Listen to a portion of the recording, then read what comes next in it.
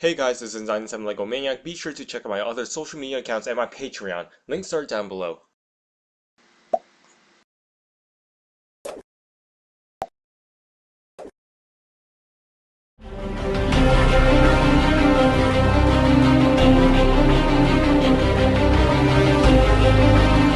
Hey guys, this is 97 Lego Maniac and welcome to another tutorial video. Before I continue on with this tutorial, I have an announcement to make. Currently, this is my last week of finals by the time I'm recording this, and because of that, I'm not going to record any other custom minifigure showcase video until next week, and you won't see future videos until like maybe a couple days after that. My next showcase video is going to be on this guy, Yanju from Guardians of the Galaxy Volume 2. After that, then it will be Prometheus. Then after that will be my Spider-Man Homecoming figures, which I don't have in my hands right now. Then I'm going on to like Transformers The Last Night. After that, the future projects I can think of in my head are feature Pokemon customs, Red vs. Blue, Justice League. I'll come up with something. Maybe a couple extra Guardians of the Galaxy Volume 2, who knows at this point. And Halo 2, since I finished both characters from the Halo trilogy. And I haven't really mentioned this at all in my previous videos, so I'll just say it right now. I'm planning to go to Brick Fair, Virginia in 2017, this summer, because I don't think I have anything else on August, so yeah, if you guys want to meet me at Brick Fair, just remember that this summer. Now that I'm done with announcements, we can continue on with the A few days ago, I asked you guys on Instagram, what exactly do you want me to teach you guys? What do you guys want to learn? Surprisingly, a lot of you guys want me to give you sculpting tips, which I'm kind of surprised because I'm not. You guys might think I'm being modest or something, but I don't consider myself a good sculptor compared to other wicked people out there. Andrew Picofan, like Detroitica, or like or Brick Affliction, or Sander, or Richard. Like, there's so many people who are actually really good at sculpting more than I am, and I felt kind of flattered that you guys asked me to give you sculpting tips. Now, I'll give you guys some of my tips and tricks, but just to let you guys know, I'm not a talented sculptor. So just to let you guys know that. So whatever I'm teaching you, probably other people have better methods than I have. So yeah, just bear with me and I'll teach you guys like just the basics, the simple things, how to cut simple shapes, how to get certain details, what tools I use, and I'll probably show you guys like other like specific sculpting details, like how do I make sculpt like threads, or how do I cut the shapes I want. So we'll continue and we're gonna go over the materials. First material, obviously, you're gonna need sculpting clay. Now the sculpting clay I use is called Procreate, and yes, I know it's a terrible name, but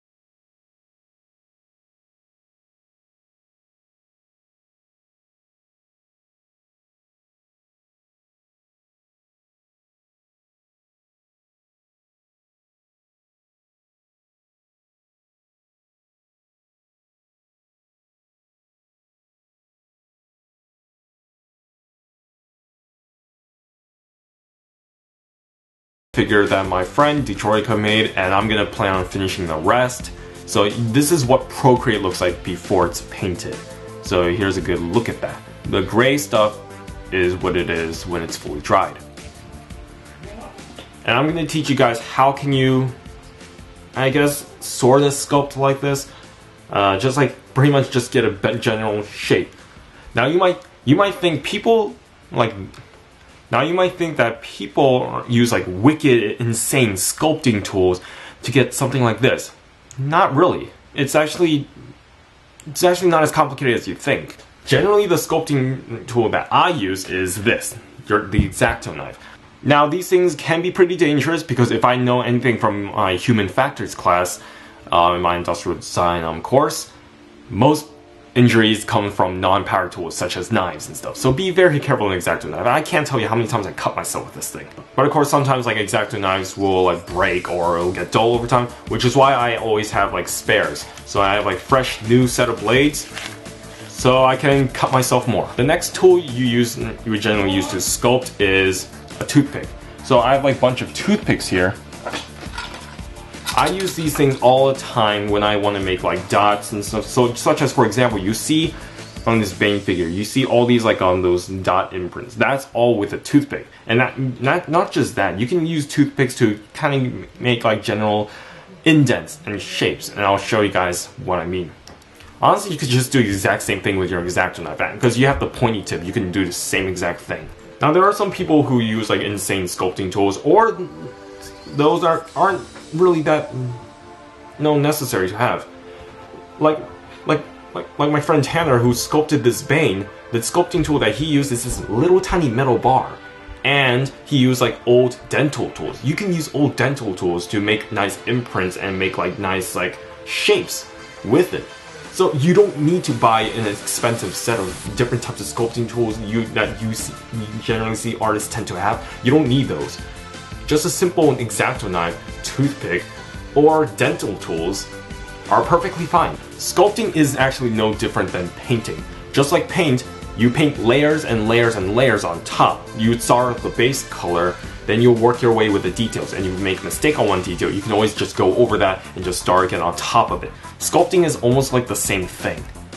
You start off with like the base sculpt, and then you work your way around it. But I highly recommend that you guys let the base dry before you sculpt more details on it, which is why this Bane figure took almost like a couple of months of on and off work. Or with my Yondu figure, I sculpted like the base area down below, wait for that to dry, then the next day I sculpted like the general shape of the fin, and then the next day I then sculpted more layers of detail on top before I start painting it. So we have our clay, we have our sculpting tools. Now what happens if it's done sculpting but the sculpt looks a bit lumpy? That's why you have this another tool. Sandpaper is great like for Procreate or green stuff. Now, the sandpaper I use is the 800 grit. These are like one of the smoothest ones, which I think would work best if you're doing like finishing touches. But if it's pretty lumpy, I would go down to 400. 400 is a little bit rougher, or you can go a little bit below that. But I think 400 would be good, because if you go like the 150 grit or whatever, it's probably gonna tear up the sculpt. So go with 400, because that seems like it's like the rough sandpaper you could get for sculpting clay, and then 800 to give the nice finishing touch. Or you could just get files. Files can be good. I don't really use these on my sculpt. I usually use this on like mostly on plastic, like when it's such as like curved torsos. But you could use files if you want to. So that's pretty much it on the materials. On to sculpting. I tend to use a cutting board for my sculpted whenever I sculpt something, because I'm not sure you guys have this problem, but for me as a college student who's living in dormitories, I can't afford to risk ruining this desk, which unfortunately I kind of did. You can see like old super glue stuff, so I might have to pay like, I don't know, repair fees or something, which is fine. At least it's not totally ruined. So yeah, if you guys don't really care about your desk, then then I guess the cutting board is really an option for you. So onto like the sculpt. What I tend to do is, why Procreate? The unfortunate thing about Procreate though, it's wrapped in this plastic. It's easy to get rid of the plastic wrapping on a black Procreate, not so much on the white. You can see whatever looks like it's shining, the reflection you see here, that's actually the plastic. So I have to like cut around that carefully. So I'm gonna take a little bit of Procreate. This may be a little bit too much, but I guess it'll do, because we can always save up leftover Procreate. Because I told you guys about my dried Procreate method. Freaking card, it likes to ruin everything. I told you guys about my dried Procreate method I used on my figures. I'll explain more on that, but it's really not that difficult. So we have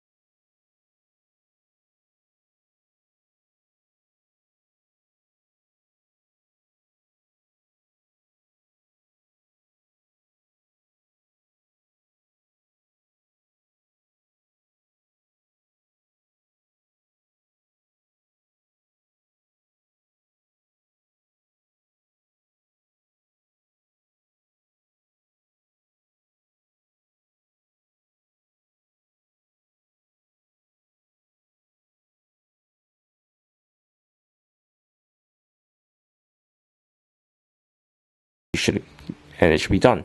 So I'm gonna smooth things out. Like the one thing how I can get a smooth surface is with an X-Acto knife. This flat side here, you're just gonna just gently press it and lift it up, just like that. And do it with water, just little tiny dabs of water, and just keep doing that. That way you can get a nice smooth surface and you don't have to sand everything on it. Because even though sanding can get the job done very well, this saves a lot of time.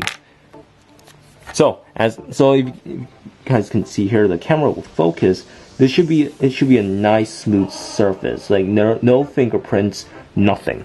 Now, how do I make indents? Like how to make it look not just have a flat surface, but have like details on top, such as like indents here. What I do, like for my shoulder pads for the Mark 6, because there's a triangle bit here, I gently press onto the shoulder pad, and you see there's a nice indent. So you can see that, and I will do the same to the other side. Try and make it symmetrical as possible.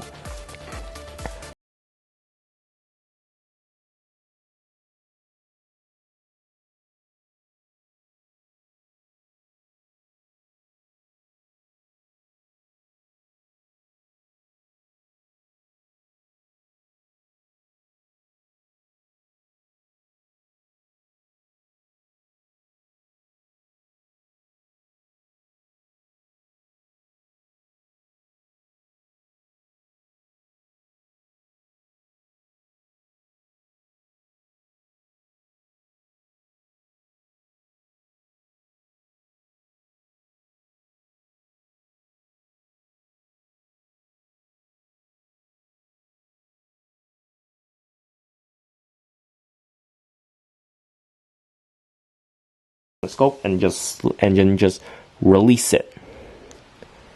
Always go up on, never go side to side. It's always up, because if you go side to side, you'll just move the sculpt around and it's not going to be good. Now you can see, because since I've added a little bit too much clay, we didn't really get the nice shape of the shoulder pad we wanted. So all I can do is just carefully just cut away the excess clay. And always be gentle with it.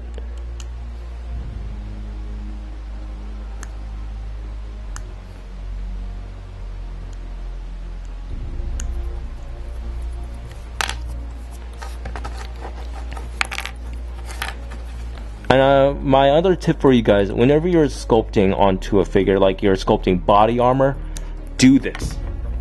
After you're always, let's say like this is the mistake I made in my Apocalypse figure. If you guys remember that showcase video, you might remember that I said I accidentally smushed the torso. Well, this is why I failed. I sculpted onto the torso, but I also sculpted on the arms, and I wanted to put the arm back onto the torso. But to do that, I pretty much accidentally pressed onto the torso like this and put the arm back. But I had the sculpt on the torso that wasn't dried yet. If you want to sculpt onto a full figure, always sculpt it in separate pieces and wait for all of them to dry before you assemble it together. Keep that in mind. Now, because I removed this arm, I am not going to put this back anymore until it fully dries. So I'm going to make the imprint again. And as you can see, we have our shoulder pad. So that's actually the basic sculpting I can teach you. Now, what if you're sculpting something big, like my Arbiter, for instance, or Jesse's hair? How can I get something like that? What I highly recommend is make a base. For that, like for Jesse's hair, I explained in the video, but I used a paper clip to act like as a guide for me to sculpt around it. Always do that. Whenever I want to sculpt a head, like an alien head or something like that, what I would do, just get a base head and sculpt around this head. That's what I did for my Kylo Ren helmet. And for me, how to make how to sculpt removable helmets, I honestly have no idea how to do that. I can sculpt removable helmets if the base I have is an actual helmet. Like for example, like my Diggle figure from season 5 of Arrow, his helmet is sculpted, but the base itself is a Lego piece. Always use a Lego piece for a base if you're not that confident in sculpting. That's all I can give you. Now, you guys are wondering, how do I sculpt threads? This is going to be the next thing I'm going to talk about. Like, here's my Lord Hood, for instance, and you can see this nice detailed thread. You guys might remember this on my Suicide Squad Joker. How did I do that? It's not that hard. Now, simply get a nice flat surface, but unfortunately my cutting board isn't that flat because it has like super glue and E-tape all over. What do you want to do? I'm going to rip out a piece of Procreate. Good thing we have extras for this video. And we're going to quickly just roll it. Just roll a nice joint of Procreate. So we're going to keep doing that. We're going to flatten it until we get a nice thin line. And I'm going to fast forward this video so you can see the final result.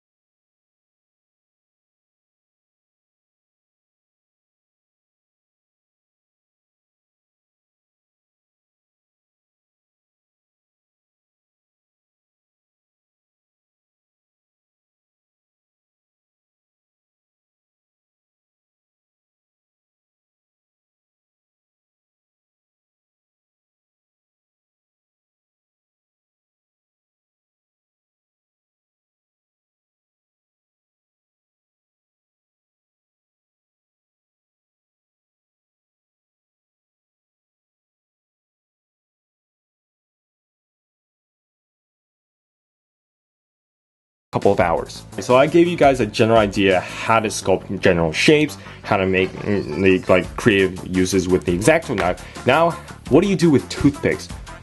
Well, that should be pretty simple. So I'm gonna flatten this like extra clay once again. I'm gonna smooth out the surface like last time. Now, if you get any like weird bumps and stuff, you probably have got something inside, and you probably don't want them. So you're gonna have to like cut away those like little extra bumps and just toss them out because it's not gonna help you much. So you can see that, yeah, I don't know what it's inside. It's probably like something accidentally got stuck, but I can't do anything about it. So we're gonna toss it out. So we're gonna use like this clay here. See, hopefully you guys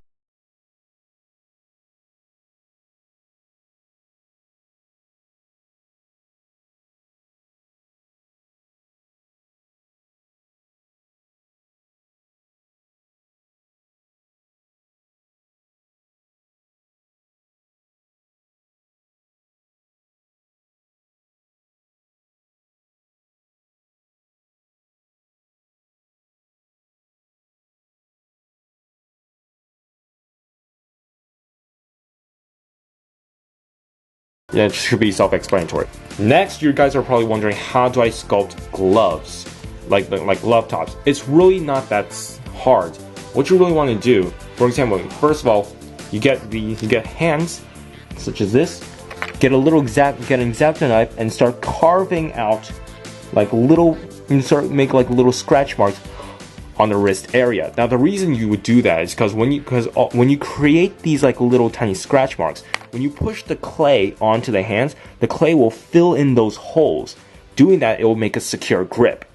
Now first, you want to make sure you're going to roll the Procreate as like, make sure instead of making a simple thread, you will make something like this. Now wrap this around the wrist to make sure you know how long it should be. So I'm going to do that. And now I'm going to estimate it's going to be that long. So I'm going to make a little mark here. Remember to do this twice. You want to get both Procreate the same size. So that way you don't have to waste time doing the same procedure again for the extra arm. Hand. So I can see here I have two decent, like even pieces of the Procreate. But we're only gonna use one. Then what you would do, just get super glue, dab a little bit around the wrist. Now, where to start off? You would start off with one end of Procreate on the bottom part of the hand. You would do that because if you actually make a mistake, don't worry, people don't tend to look at the back of the figures. So you would first you would put the sculpted bit on that arm. Now I'm not going to glue this on because I'm not working on a figure that currently needs glove tops. But yeah, as you can see, just like wrap this around. And once you're done, all you really need to do is just do the same exact procedure as we did before. You would get a little bit of water and just like keep smushing it and then release back to connect them together. Now as for the rest, you would cut away the extra clay around the arm. You would cut the extra detail around the hand and carefully sculpt down and make sure that the way for the hand to be attached to the arm, the clay wouldn't get in the way of that. That's really the general idea. Maybe I'll make a separate video to explain this more in specific details. Maybe whenever I'm currently making a figure that utilizes this tip. So yeah, so this will be like the general idea, and then you can see, attach it, and then you will use the arm and then scrape away more Procreate or sand it off if you choose to. But I recommend just cutting it off with an X-Acto knife so you can make your own glove tops. So that's how you would make glove tops. Now the last thing I want to show you guys, a special tip with Procreate is how to get textured details, like other digital details. Like for example, like with my other figures, how did I get like nice like details to make sculpted parts look like fabric? Like with my Prometheus, what I pretty much did was actually get an actual fabric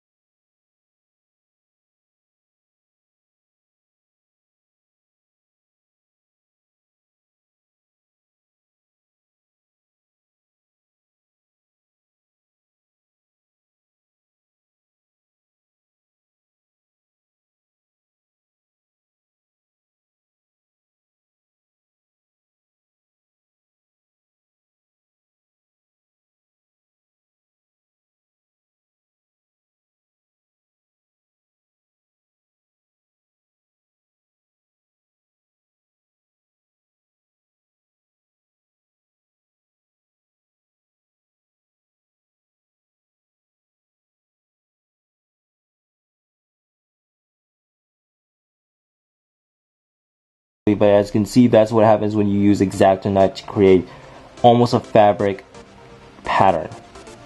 That's how Tanner was able to do like the belt area. Overall, I think I taught you guys the basics on how to sculpt Procreate. If you guys have any other suggestions you want to know, let me know in the comments down below. Like, what are the tutorials you would like me to make? However, I will not make a tutorial on how to put LED into minifigures. And I'm saying this because, number one, because I feel like most people still want to know how to paint, I doubt that anyone could get LED correct. Number two, I'm still kind of new with LED myself. Like this cyborg figure, while it's cool that it has a light up feature, it's not perfect because the procedure of getting this LED in was a big painful task. And even the the method that I'm currently using right now is not the right way, or it's not the efficient way at all, because the thing is I have to glue the LED onto the torso. What happens if the battery runs out or I need to replace a new LED? That's the big problem. I hope to fix that with my current Iron Man I'm working on right now. So LEDs are out of the question, but if you guys want to learn other additional sculpting tips or painting tips or e-tape or fabric, let me know in the comments down below, and I'll see you guys later.